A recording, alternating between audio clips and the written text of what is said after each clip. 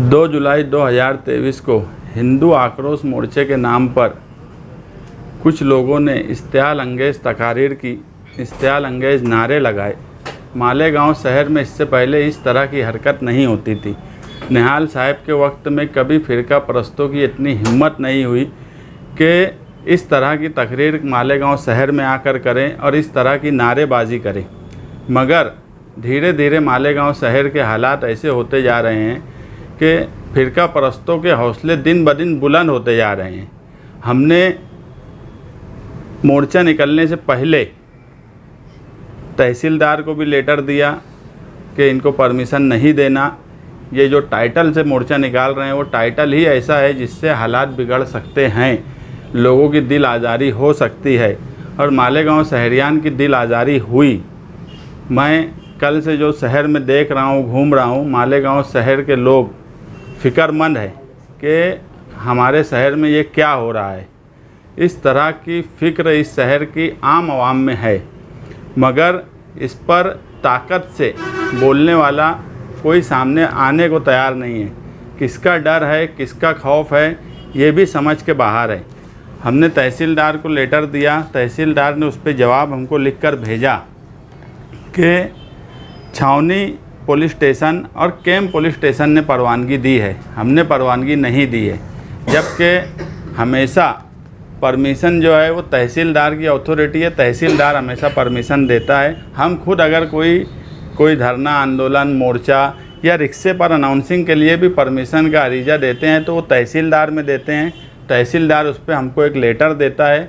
वो लेटर संबंधित यानी जिस हिस्से में वो पुलिस स्टेशन आता है जहाँ पर आंदोलन होने वाला है, वहाँ की सिर्फ एनओसी पुलिस देती है।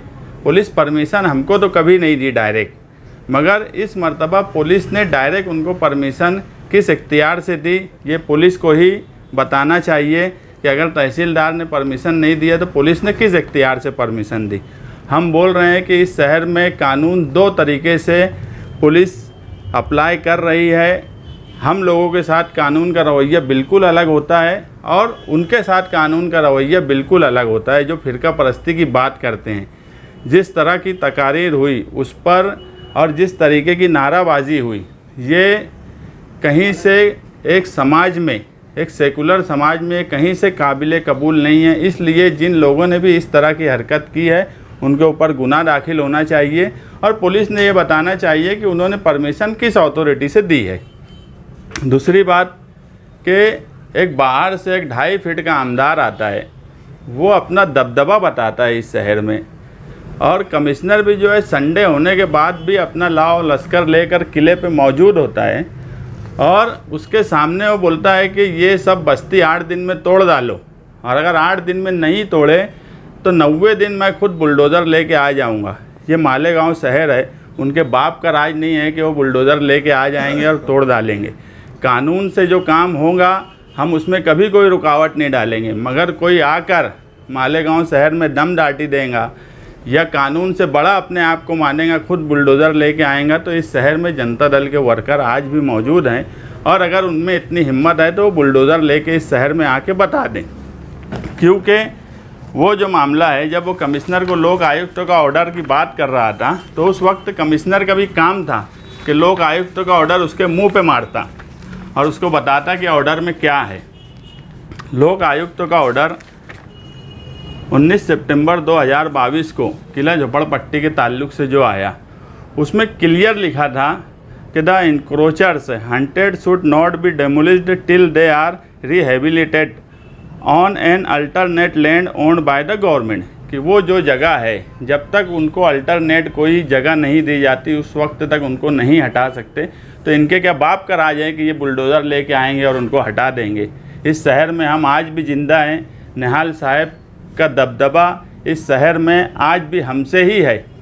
नहीं तो मैं बोला कि कोई 2.5 फीट का आमदार आके अपना दबदबा बता के जा रहा है और उसके बाद भी यहाँ के नुमाइंदे, यहाँ की लीडर करने वाले, मैं सबको ही बोल रहा हूँ, उसके बाद भी अगर खामोश है तो इसका क्या मतलब लिया जाए। वो कोई मिनिस्टर नहीं था कि कमिश्नर वहाँ लाओ लश्कर लेके हाजिर रहे, वो भी संडे होने के बावजूद भी। लोक आयुक्त के ऑर्डर में 3 चीज़ें उस वक्त मेंशन की गई थी कि ये 30 से 35 साल पुरानी झोपड़पट्टी है।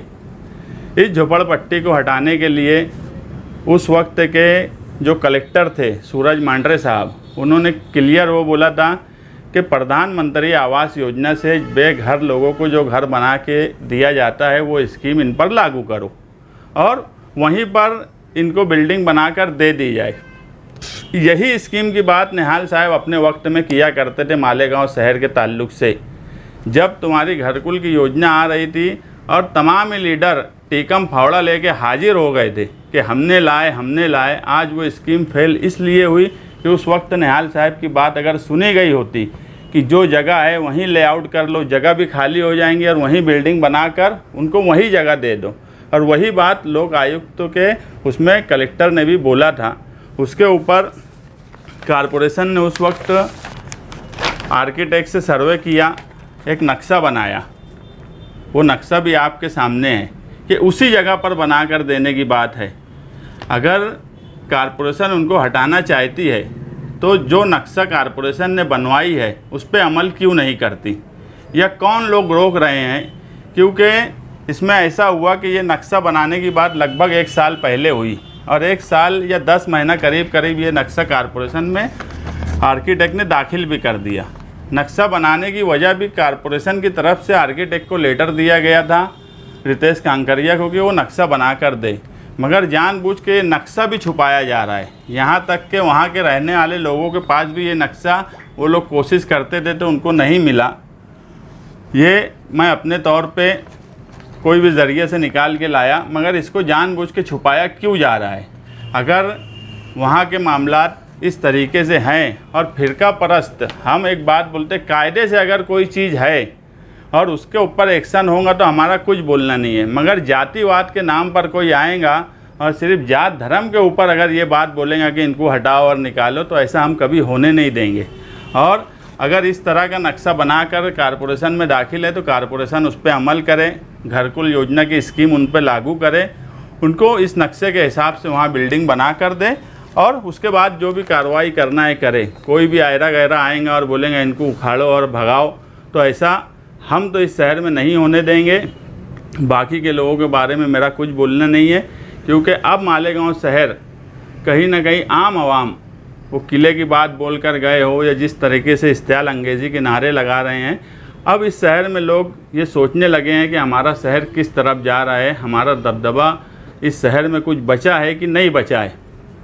मालेगांव में MSG का वाक़या हुआ, उस मामले में भी पुलिस ने कोई केस दाखिल नहीं की। ये जुलूस निकला, इसमें भी पुलिस ने कोई केस दाखिल नहीं की। पुलिस का काम है कि कानून से बड़ा किसी को ना माने और अगर कोई गलत कर रहा है तो उसके ऊपर केस बनाए। हम किसी की तरफदारी नहीं करते, हम किसी की तरफ झुकाव भी नहीं रखते, मगर एक सेकुलर समाज में जहाँ सब लोग मिलजुल कर रहते हैं, पुलिस को भी बार बार कुछ लोग टेंशन दे रहे हैं लॉ एंड ऑर्डर के सवाल पर। पुलिस भी कहीं ना कहीं फ़िक्रमंद है, पुलिस का भी काम बढ़ रहा है, मगर उसके बाद भी पुलिस कोई कार्रवाई नहीं कर रही है। हमारा एतराज़ इस पर है कि पुलिस कार्रवाई करे। इसीलिए हमने पीछे 11 जुलाई को एक चरखा आंदोलन का ऐलान किया है और उसमें हमारी डिमांड यही रहेगी कि इस तरह की इस्तेमाल अंगेज़ी जो जानबूझ के लॉ एंड ऑर्डर ख़राब करने वाले कर रहे हैं उनके ऊपर सख्त से सख्त कार्रवाई हो। MSG के सवाल पर गुनाह दाखिल हो। जो हिंदू जन आक्रोश मोर्चा निकला उसकी तकारीर सुनी जाए, उसमें नारे जो लगे हैं उसकी सब वीडियोज़ हैं उसको देखा जाए, सुना जाए और कानून से जो कार्रवाई हो सकती है उन लोगों पे कार्रवाई की जाए। जब तक कानूनी कार्रवाई नहीं होंगी उस वक्त तक फ़िरका परस्तों के हौसले बुलंद रहेंगे। इसलिए हम चाहते हैं कि उनके हौसले कानून के दायरे में कभी बुलंद नहीं होना चाहिए। कानून से बड़ा अगर कोई अपने आप को मानता है तो पुलिस का काम है कि उसको सबक सिखाए और ये बता दे कि कानून से बड़ा कोई हो नहीं सकता। बस हमारी पुलिस से इतनी ही गुजारिश है कि वो कानून का पालन करे और इन जैसे लोगों पर कार्रवाई करे। 11 जुलाई से पहले इन सब मामलात में गुनाह दाखिल नहीं हुआ MSG के मामले में और इन लोगों पर जो इस तरह की हरकत किया है, तो चरखा आंदोलन हर हाल में होगा।